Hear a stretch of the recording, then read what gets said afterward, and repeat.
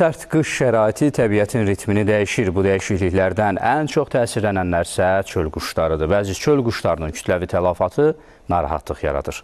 Əməkdaşlarımız bunun səbəblərini araşdırıblar.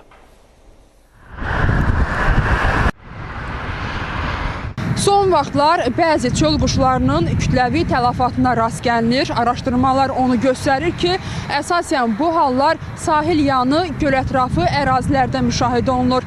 Bəs bu qədər kütləvi tələfatın əsas səbəbi nədir? Bunu araşdıracağıq. Araşdırmalara görə havanın kəskin soyuması su quşlarının sayının azalmasına təsir göstərən əsas səbəblərdən biridir. Lakin tələfatın artması yalnız bununla əlaqələndirilmir.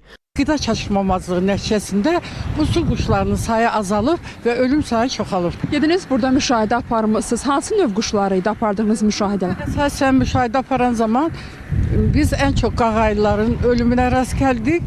Yəni demək olar ki, qağayılar burada həddindən artıqdır. İndi də baxsanız görərsiniz ki, məsələn bu ətrafda quşların sayı çoxdur. Ancaq demək olar ki, əvvəlki qədər, bir ay bundan əvvəlki olan qədər burada quşlar yoxdur. Xüsusilə Abşeron Milli Parkı ərazisində Böyük Şor gölü ətrafında quş tələfatı daha çox qış fəslinə təsadüf edir. Bu isə həm ekoloji, həm də insan sağlamlığı baxımından narahatlıq doğurur. Bəzən uşaqların toxunur bu quşlara, maraq yaradır onlar üçün. Onların cəsədlərinə toxunurlar. Onlar da ola bilər ki, müəyyən xəstəliyin yayılmasında, digər fəsadlaşmalarda şərait yarada bilər. Onların qidalanması üçün təminat lazımdır. Sonra, misal üçün, kütləvi həmin cəsədləri təmizləmək lazımdır müntəzəm olaraq ki, onlar çox qalmasınlar. Təbii ki, çürümə hallarda baş verəndə yenə də digər başqa bir fəsadlaşmalar baş verə bilər. Belə olan halda mövcud vəziyyət bəzi yoluxucu xəstəliklərinin yayılmasına zəmin yarada bilərmi? Bizim ərazimizə gələn quşlarda patogen xəstəliklər, infeksiya xəstəliklər, xüsusilə quş qripi də olma ehtimalı var. Bu quş qripi H1N5, H1N8 kütləvi quşlara təsir edəndir.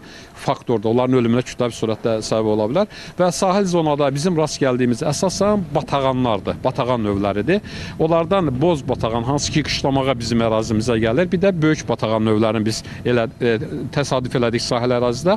Bundan əlavə yaşılbaş ördək bir çox quş növlərində və bu səbəblərdən bəziləri yırtıcı quşlar da ola bilər. Çöl quşlarının tələfatı ilə bağlı aidiyyəti qurumlar da araşdırma aparır. Yekun nəticə barədə ictimaiyyətə məlumat veriləcək. Şahnun Qasımova, Vahab İmanzadə, ASTV xəbər.